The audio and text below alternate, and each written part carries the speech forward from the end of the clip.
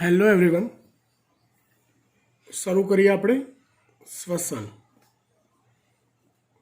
એ શ્વસનની basic વાતનું એક lecture, recorded lecture last લેક્ચરમાં તમને આપેલો. આઈ હોપ કે તમે એને પ્રોપરલી સ્ટડી કર્યો હશે. ઓકે, શ્વસન તો શ્વસન એક ઉર્જા ત્યાગી પ્રક્રિયા છે. ઉર્જા ત્યાગીને એમ્ફીબોલિક પ્રક્રિયા પણ કહેવાય.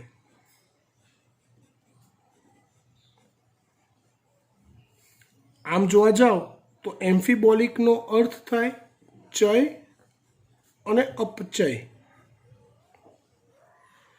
આવી બંને ભેગી પ્રક્રિયા હોય એવી. શ્વસનના કેટલાક તબક્કાઓમાં ચય પ્રક્રિયા બી થાય છે. કેવી રીતે થાય એ આજના લેક્ચરમાં જ આગળ આવશે. બાકી કહેવાતી રીતે શ્વસન એક અપચય પ્રક્રિયા છે, જેને કોષીય શ્વસન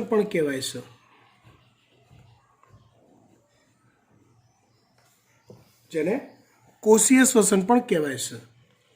શ્વસન એક ઉત્સેચકીય પ્રક્રિયા છે.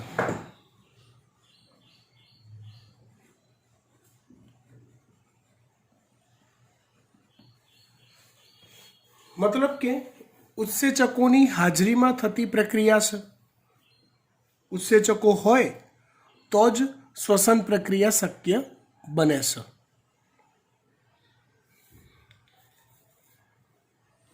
વાત કરીએ આપણે શ્વસન પ્રક્રિયકોની.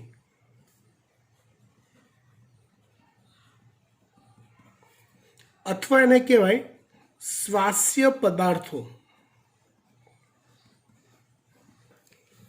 ટૂંકમાં જે પદાર્થોનું શ્વસન થતું હોય એને શ્વાસ્ય પદાર્થ કહેવાય. અથવા જે પદાર્થોના રાસાયણિક બંધોમાં રહેલી સંચિત ઉર્જાનું એટીપીમાં અથવા મુક્ત ઉર્જામાં રૂપાંતરણ થઈ શકે એવી પ્રક્રિયાને શ્વસન પ્રક્રિયા કહેવાય. અને એવા પદાર્થોને શ્વાસ્ય પદાર્થ કહેવાય. જે પદાર્થોના રાસાયણિક બંધોમાં રહેલી સંચિત ઉર્જાનું મુક્ત ઉર્જા કે એટીપીમાં રૂપાંતરણ થતું હોય એવા દરેક પદાર્થને શ્વાસ્ય પદાર્થ કહેવાય. શ્વાસ્ય પદાર્થમાં કોનો સમાવેશ થાય?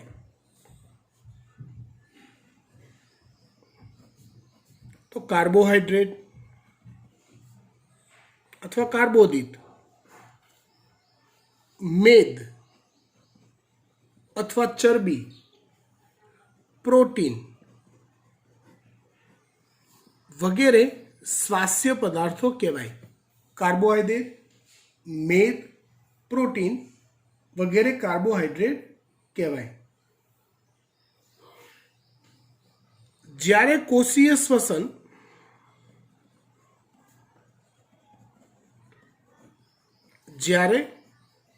કોષીય શ્વસન કાર્બોહાઈડ્રેટ જેવા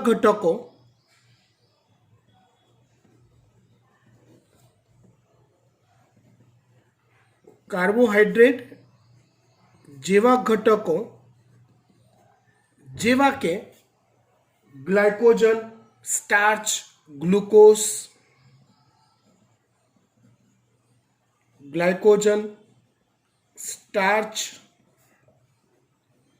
ગ્લુકોઝ, હેક્ઝોઝ કોઈ બી એટલે ફ્રુક્ટોઝ બી ગણી લો, કે ચરબી, આ પૈકી કોઈ પણ શ્વાસ્ય પદાર્થ તરીકે જો હોય તો તે કોષીય શ્વસનને સરળ શ્વસન કહેવાય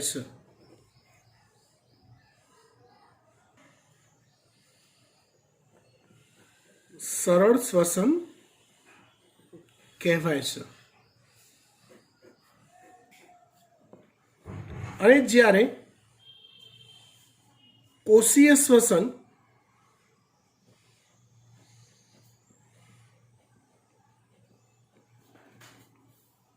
જ્યારે કોષીય શ્વસનમાં પ્રોટીનનું ઓક્સિડેશન થતું હોય,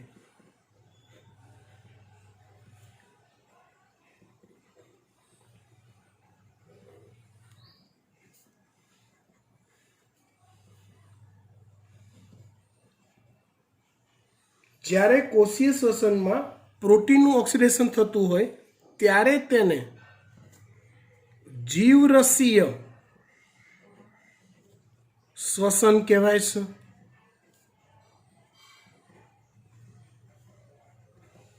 જ્યારે તીવ્ર ભૂખમરાની સ્થિતિ હોય,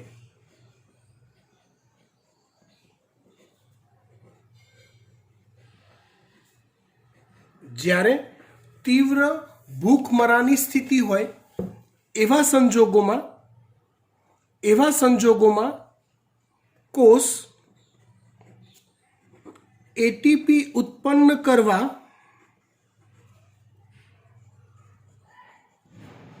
જીવરસમાં રહેલા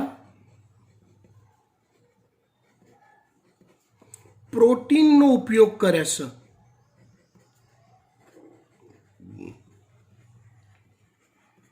જીવરસમાં રહેલા પ્રોટીનનું ઓક્સિડેશન કરે છે.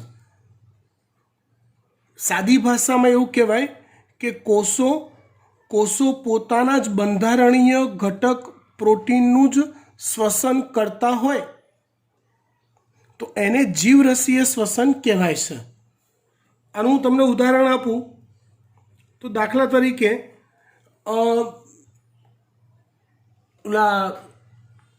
આફ્રિકન કન્ટ્રીઝમાં તીવ્ર ભૂખમરો હોય એવા વિસ્તારમાં તમે લોકો જોજો, ભૂખમરાની સ્થિતિ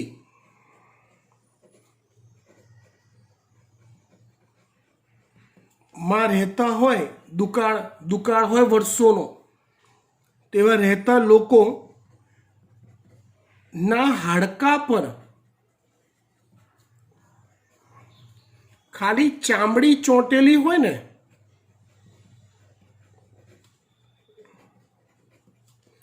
એવું લાગે.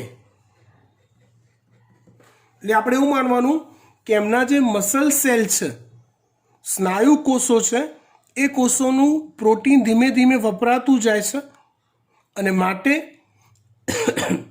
જીવિત રહેવા માટે એ પોતાના સ્નાયુ કોષોનું પ્રોટીન વાપરે છે. એટલે સ્નાયુ કોષોનો નાશ કરી એ પ્રોટીન વાપરી અને એટીપી ઉત્પન્ન કરે છે. ત્યારે આવી સ્થિતિ સર્જાય. હા, તમે ખોરાકમાં જે કઠોળ લો છો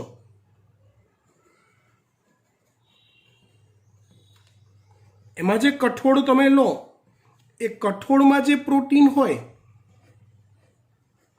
એ પ્રોટીનનું જે ઓક્સિડેશન થાય એને પાછું સરળ શ્વસન જ કહેવાય.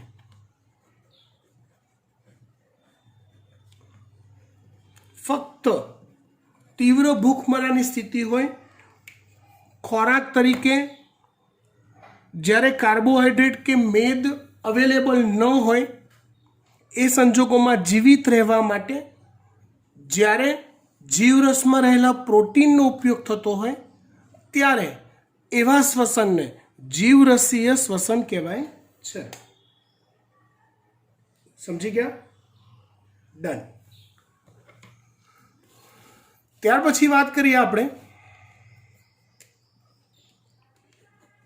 શ્વસનના પ્રકાર.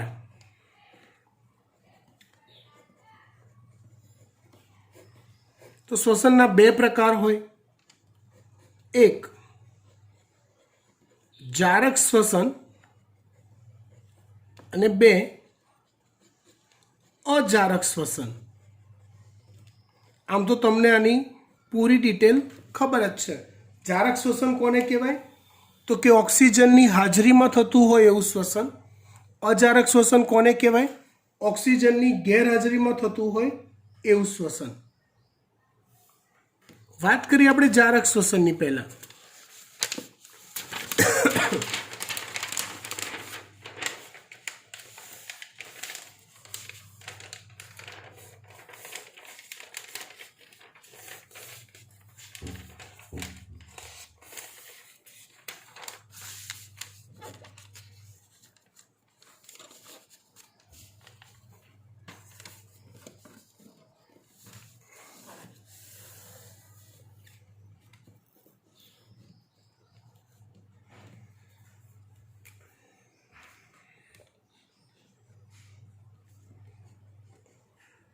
જારક શ્વસન ઓક્સિજનની હાજરીમાં થતું હોય એવું શ્વસન, જેનું સમીકરણ તમને ખબર હોવી જોઈએ. C6H12O6 મતલબ ગ્લુકોઝનો એક અણુ plus 6O2 plus 6H2O gives ઉત્સેચકોની હાજરીમાં, કોષની અંદર ઉત્સેચકોની હાજરીમાં 6CO2 plus 12H2O plus 686 kilo calorie ઉર્જા અથવા 38 એટીપી જેટલી ઉર્જા. જારક શ્વસનનું સમીકરણ આવું થાય. C6H12O6 એટલે ગ્લુકોઝનો એક અણુ plus 6O2 plus 6H2O gives ઉત્સેચકો 6CO2 plus 12H2O plus 686 kilo calorie અથવા 38 એટીપી ઉર્જા. હવે અહીંયા કિલો જ્યુલમાં મૂલ્ય આપ્યું છે 686 કિલો કેલરી અથવા 38 એટીપી. તમે આ બંને મૂલ્યો યાદ રાખો. હવે જો આને કિલો જૂલમાં ફેરવો છો, આપણે ફેરવવાનું સૂત્ર તમારે કેમિસ્ટ્રીમાં આવતું હશે, પણ આપણે લિમિટેડ ટાઈમની અંદર એ સૂત્ર વાપરી અને એને કિલો જૂલમાં ફેરવો એના કરતાં ગોખી કાઢો એ વધારે સારું. તો કિલો જૂલમાં એનું મૂલ્ય છે 2870 કિલો જૂલ. કેટલું મૂલ્ય છે કિલો જૂલમાં એનું?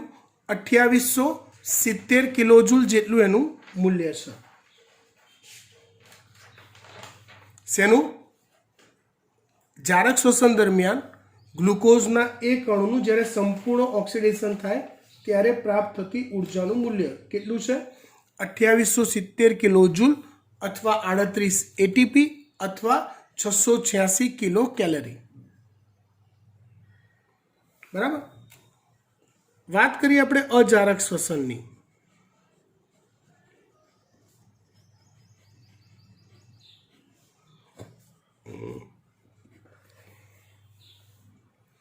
અજારક શ્વસન એટલે ઓક્સિજનની ગેરહાજરીમાં થતું શ્વસન.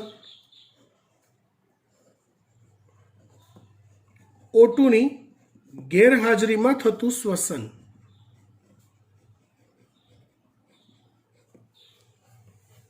આવું શ્વસન બે કિસ્સામાં થાય. આવું શ્વસન બે કિસ્સામાં થાય.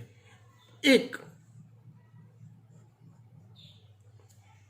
સજીવ કે જે પર્યાવરણમાં વસવાટ કરે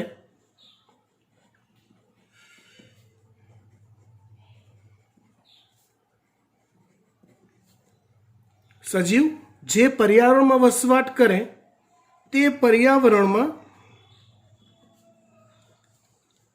પર્યાવરણમાં જ O2ની ગેરહાજરી હોય તો ફરજિયાતપણે એ સજીવોએ અજારક શ્વસન જ કરવું પડે. અને કન્ડિશન 2 કે પર્યાવરણમાં O2 હાજર હોય એટલે સામાન્ય સંજોગોમાં સજીવ જારક શ્વસન દર્શાવતું હોય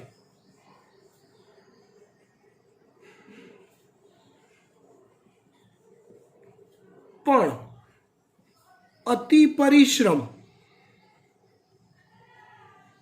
એટલે કે વધુ માત્રામાં એટીપી મેળવવાની સ્થિતિ, અતિ પરિશ્રમ, વધુ એટીપી ઉત્પન્ન કરવા પડે, કોષોની એટીપી માંગ વધુ હોય તો એવા સંજોગોમાં અતિ પરિશ્રમ જેના લીધે O2ની અછત વર્તાય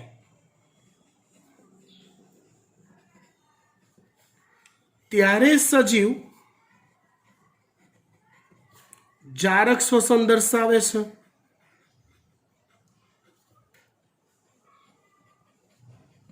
ત્યારે સજીવ કયું શ્વસન દર્શાવે છે? જારક શ્વસન દર્શાવે છે. સોરી અજારક શ્વસન દર્શાવે છે. દાખલા તરીકે આપણા સ્નાયુ કોષો,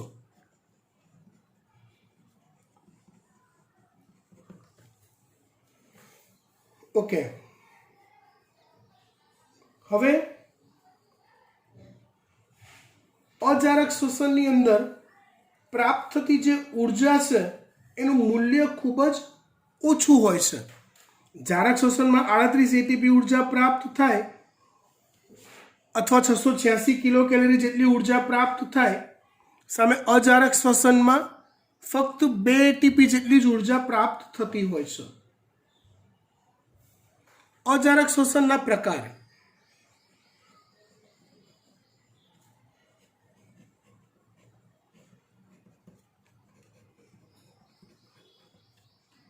પહેલો પ્રકાર છે આલ્કોહોલીય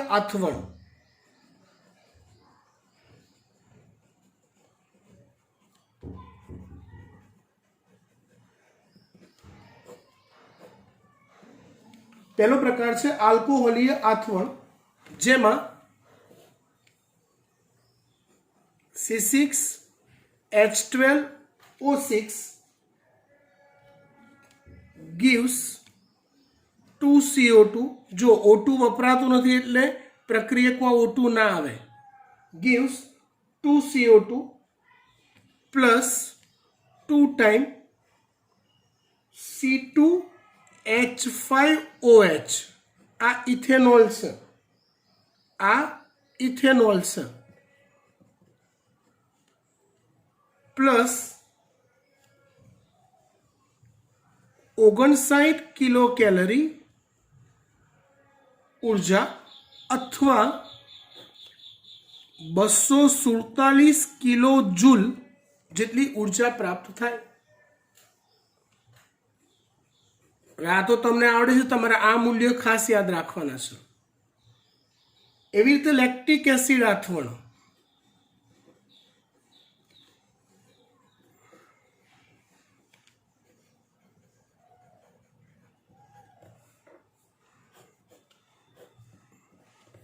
લેક્ટિક એસિડ આથવણમાં સેમ વે C6H12O6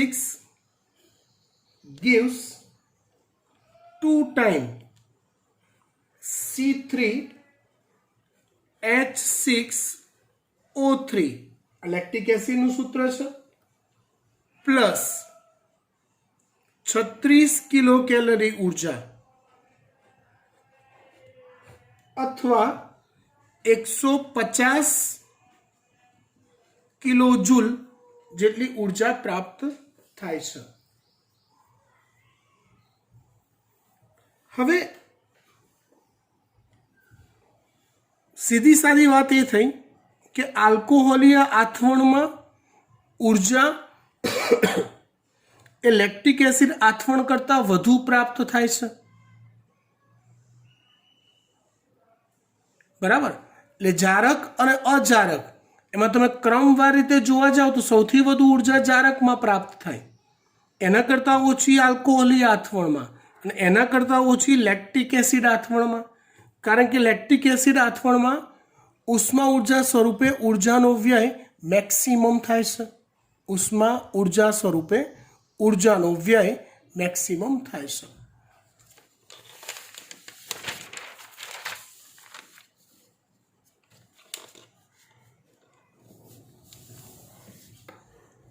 હવે મુખ્ય તફાવત સમજો તમે.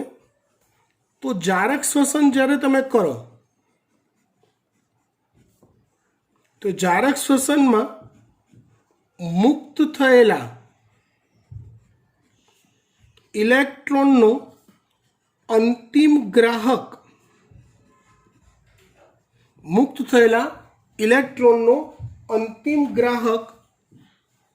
O2 હોય છે.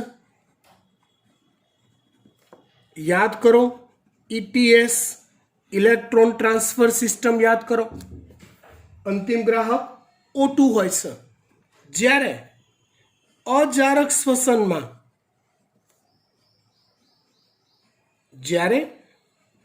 શ્વસનમાં મુક્ત થતા ઇલેક્ટ્રોનનો અંતિમ ગ્રાહક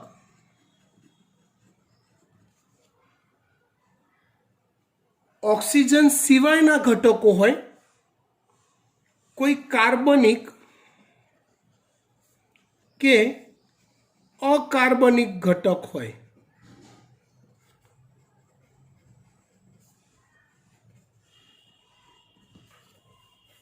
તમને જો આથવણ પૂરેપૂરી પ્રક્રિયા યાદ હોય તો સારું, ના હોય તો એકવાર ચેક કરી લેજો ટેક્સ્ટ બુકમાંથી. NADH2 બને ગ્લાયકોલિસિસ દરમિયાન અને NADH2 માં રહેલા ઇલેક્ટ્રોન આલ્કોહોલી આથવણ હોય તો ઇથેનોલ બનાવવામાં વપરાય. એસિટાલ્ડીહાઇડ એ ઇલેક્ટ્રોનનો ગ્રાહક છે. લેક્ટિક એસિડ આથવણ યાદ કરો તો પાયરુવિક એસિડ એ ઇલેક્ટ્રોનનો ગ્રાહક છે ને એમાંથી લેક્ટિક એસિડ બને છે. હવે જ્યારે અજારક શ્વસન ચાલતું હોય,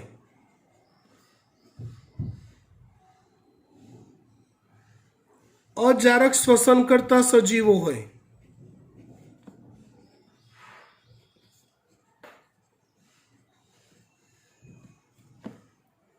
એમની આસપાસ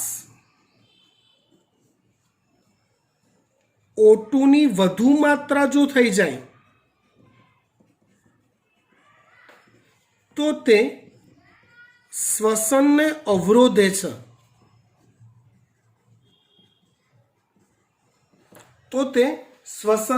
અવરોધે છે. આ અસરને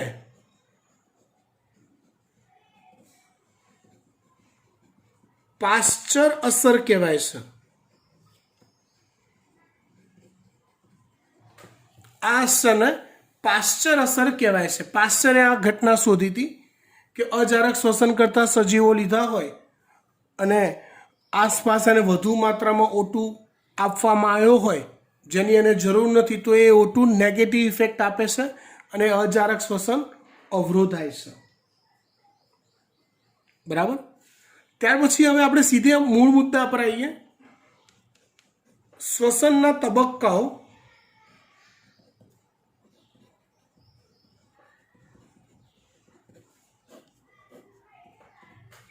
જો પહેલો તબક્કો આવે છે ગ્લાયકોલિસિસ. હવે આ ચોપડીમાં જે આપ્યું છે એ આપણે રિપીટ નથી કરતા. ટેક્સ્ટ બુકમાં જે આપ્યું છે ગ્લાયકોલિસિસ એ અહીંયા આપણે રિપીટ કરતા નથી. એ સિવાયની જે વિગતો છે આપણને આવડવી જોઈએ એટલી જ રિપીટ કરીએ છીએ. વાત કરીએ ગ્લાયકોલિસિસ, તો ગ્લાયકોલિસિસ એ કોષ રસમાં થાય છે. એટલે કે કોષ રસ આધારકમાં થાય છે.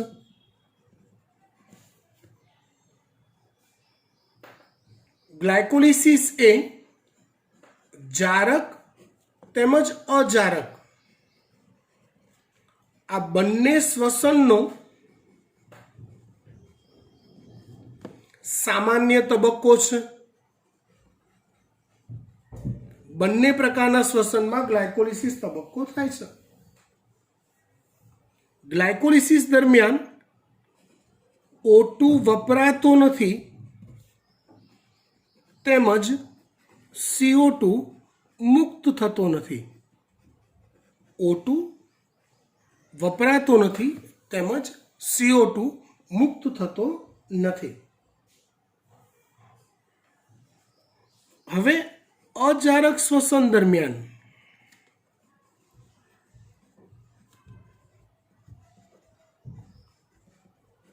ગ્લાયકોલિસિસથી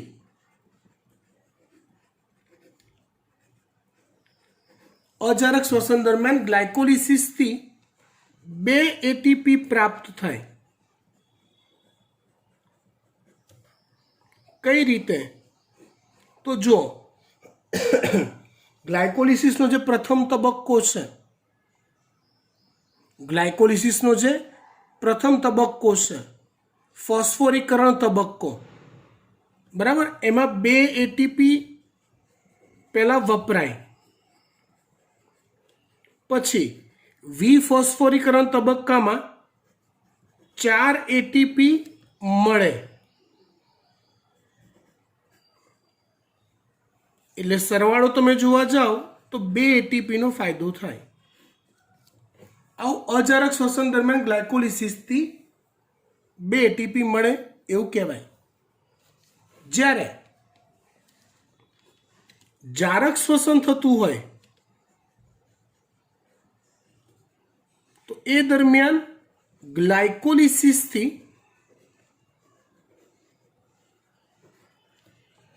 8 એટીપી મળે. કઈ રીતે? તો આ તો ફિક્સ જ છે, એટલે 2 એટીપી એ આધારિત મળે, આ રહ્યા, પ્લસ ઓલા 2 ટાઈમ NADH2 એના ETS થી 6 એટીપી મળે. એક NADH2 નું ઓક્સિડેશન થાય તો ઇલેક્ટ્રોન ટ્રાન્સફર સિસ્ટમની અંદર જારક છે એટલે O2 સુધી એ ઇલેક્ટ્રોન પહોંચવાનો છે, NAD સુધી મર્યાદિત નહીં રહે. અજારક શ્વસનમાં NADH2 પાસે રહેલો ઇલેક્ટ્રોન કોઈ કાર્બનિક સંયોજન જોડે જાય છે. જારક શ્વસનમાં એ NADH2 પાસે રહેલા ઇલેક્ટ્રોન O2 સુધી જાય છે, અને O2 સુધી જવાનો પથ એટલે ઇલેક્ટ્રોન ટ્રાન્સફર સિસ્ટમ. એક NADH2 ના ઓક્સિડેશનથી 3 એટીપી મળે, 2 NADH2 ના ઓક્સિડેશનથી 6 એટીપી મળે. એટલે ટોટલ આ 6 એટીપી અને આ 2 એટીપી બરાબર 6 ને 2 8 એટીપી મળે. 6 ને 2 8 એટીપી મળે. સમજી ગયા? ડન.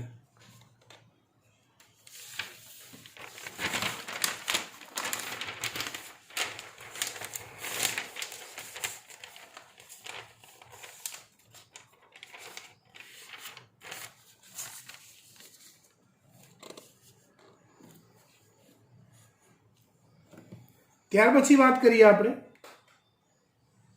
ગ્લાયકોલિસિસમાં સર્જાતા જે મધ્યસ્થી સંયોજન છે, એ મધ્યસ્થી સંયોજન જૈવ રાસાયણિક સંયોજનોના સંશ્લેષણમાં ઉપયોગી થાય છે.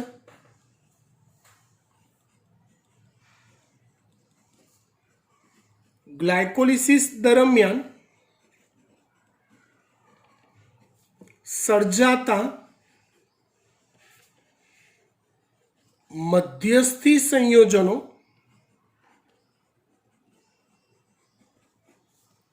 શરીર માટે ઉપયોગી હોય એવા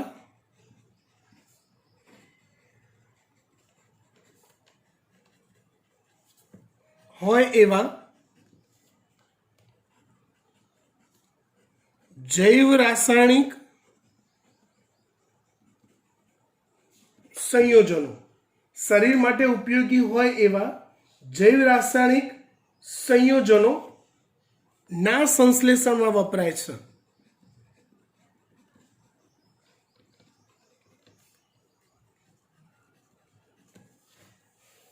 માટે એ સંયોજનોના ઉદાહરણો હું આપું છું, પણ માટે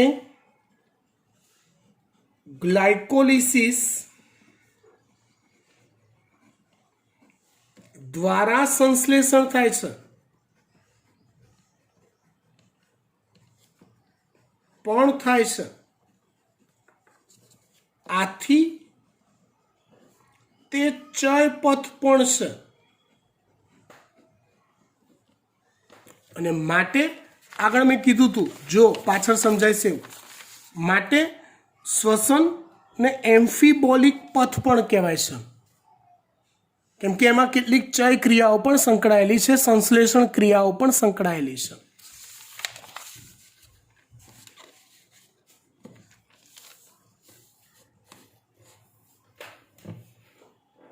દાખલા તરીકે આપણે વાત કરીએ તો ગ્લાયકોલિસિસ દરમિયાન પેપ સર્જાય છે, ફોસ્ફેનોલ પાયરુવિક એસિડ. તો એ પેપમાંથી સાયકિમિક એસિડ બને છે. પેપમાંથી સાયકિમિક એસિડ બને છે. આ સાયકિમિક એસિડ ટ્રિપ્ટોફેન, ટાયરોસિન, ફિનાઇલ એલેનિન આવા એમિનો એસિડના સંશ્લેષણમાં ઉપયોગી છે. સાયકિમિક એસિડ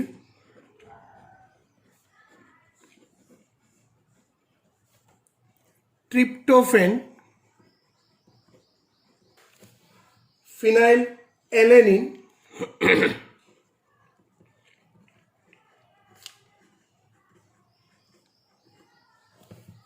ટાયરોસિન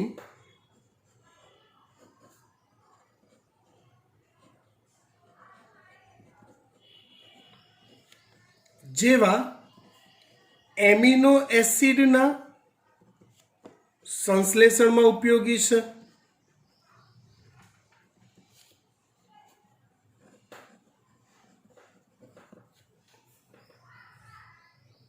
એવી રીતે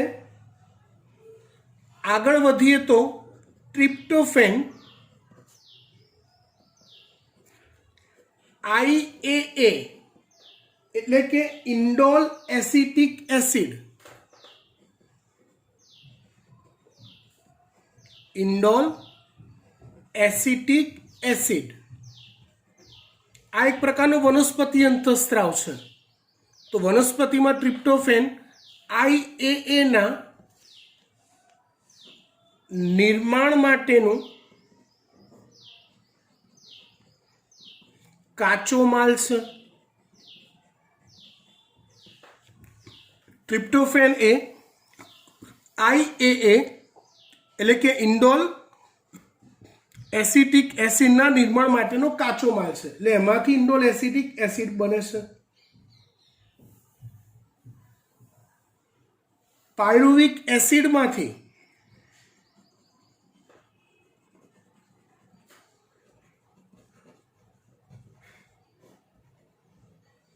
એલેનાઇનનું સંશ્લેષણ થાય છે.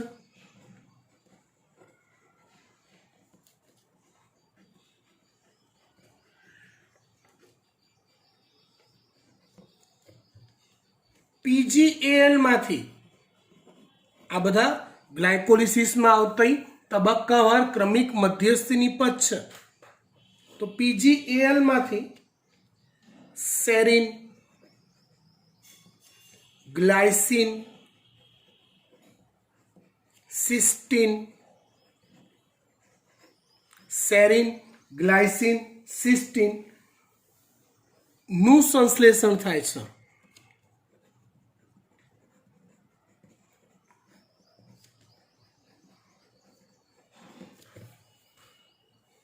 ઓકે, હવે આપણે વાત કરીએ ગ્લાયકોલિસિસના ચાર્ટની, જેમાં ચોપડીમાં આપેલી વસ્તુ આપણે રિપીટ નથી કરવી, પણ ચાર્ટ ફરીવાર જોવો પડશે. એ ચાર્ટમાં જે તે ક્રમિક પ્રક્રિયાઓમાં કયા કયા ઉત્સેચકો જરૂરી છે એ ઉત્સેચકોના નામ આપણે યાદ રાખવા પડશે. ટેક્સ્ટબુકમાં હેક્ઝોકાઇનેઝ આવા એકાદ ઉત્સેચકનું નામ આઈ થિંક આપેલું છે. આપણે બાકીના બધા ઉત્સેચકોના નામ શીખવા પડશે.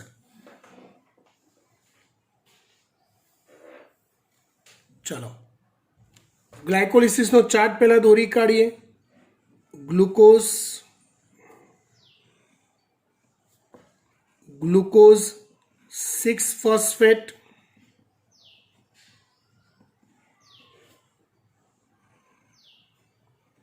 એમાંથી બને fructose 6 phosphate,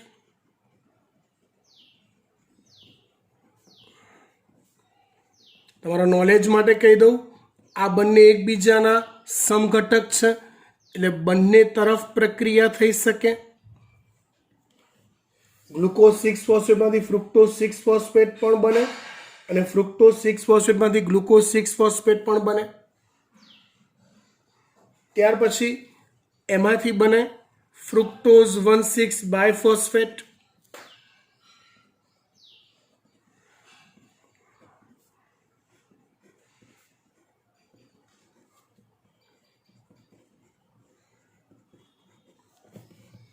fructose 1,6 બાયફોસ્ફેટમાંથી DH, AP અને PgAl બને.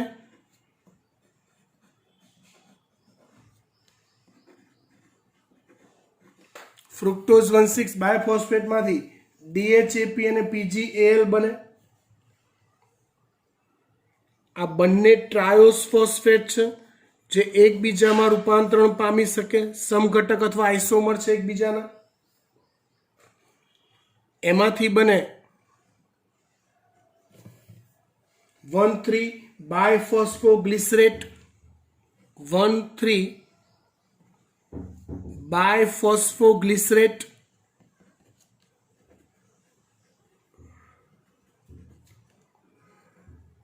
એમાંથી બને 3 ફોસ્ફોગ્લિસરેટ,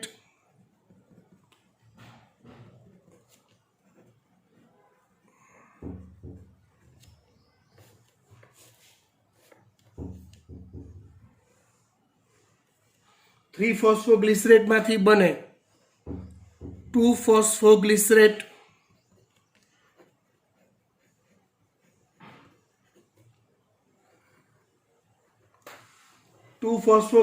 માંથી બને પેપ ફોસ્ફોઇનોલ પાયરુવેટ. એમાંથી બને પાયરુવેટ. આ પ્રમાણે પ્રક્રિયાઓ થાય.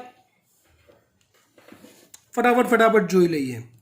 ગ્લુકોઝમાંથી ગ્લુકોઝ 6 ફોસ્ફેટ બનવા માટે હેક્ઝોકાઇનેઝ ઉત્સેચક જોઈએ. એ હાજર હોય તો જ પ્રક્રિયા થાય. એ સમયે Mg2+, ઓલા એટીપી બેટીપી જે બને છે એ તો તમારે યાદ રાખી લેવાના, જે આપણી ટેક્સ્ટબુકના ચાર્ટમાં છે જ. અહીંયા જે ચાર્ટ બનાવ્યો છે એ તમારે ફરીવાર દોરવાની જરૂર નથી, પણ ઉત્સેચકો અને જરૂરી ખનિજ આયન એ તમારે ટેક્સ્ટબુકમાં ચાર્ટમાં અંદર એડ કરી દેવાના. ત્યાર પછી ફોસ્ફોહેક્ઝો આઇસોમરેઝ ઉત્સેચક જોઈએ. ફોસ્ફોહેક્ઝો આઇસોમરેઝ. અને આ પ્રક્રિયા માટે પણ Mg2+ ની હાજરી અનિવાર્ય છે. ત્યાર પછી ફોસ્ફોફ્રુક્ટોકાઇનેઝ. ફોસ્ફોફ્રુક્ટોકાઇનેઝ ઉત્સેચક જોઈએ. ફ્રુક્ટોઝ 1,6 બાયફોસ્ફેટમાંથી DHAP અને PgAl બનવા માટે આલ્ડોલેઝ ઉત્સેચક જોઈએ. PgAl માંથી 1,3 બાયફોસ્ફોગ્લિસરેટ બનવા માટે ગ્લિસરાલ્ડિહાઇડ ફોસ્ફેટ અને ગ્લિસરાલ્ડિહાઇડ ડિહાઇડ્રોજિનેઝ ઉત્સેચક જોઈએ. ગ્લિસરાલ્ડિહાઇડ ફોસ્ફેટ. અને આ જ પ્રક્રિયામાં બીજો ઉત્સેચક જોઈએ. આની જ વાત છે. ગ્લિસરાલ્ડિહાઇડ ડિહાઇડ્રોજિનેઝ. ત્યાર પછી 1,3 બાયફોસ્ફોગ્લિસરેટમાંથી 3 ફોસ્ફોગ્લિસરેટ બનવા માટે જોઈએ ફોસ્ફોગ્લિસરેટ કાઇનેઝ. ફોસ્ફોગ્લિસરેટ કાઇનેઝ. પછી 3 ફોસ્ફોગ્લિસરેટમાંથી 2 ફોસ્ફોગ્લિસરેટ બનવા માટે ફોસ્ફોગ્લિસરેટ મ્યુટેઝ જોઈએ. ફોસ્ફોગ્લિસરેટ મ્યુટેઝ. 2 ફોસ્ફોગ્લિસરેટમાંથી પેપ બનવા માટે ઇનોલેઝ ઉત્સેચક જોઈએ, જે Mg2+ આયનની હાજરીમાં સક્રિય થાય. અને પેપમાંથી પાયરુવેટ બનવા માટે પાયરુવેટ કાઇનેઝ ઉત્સેચક જોઈએ.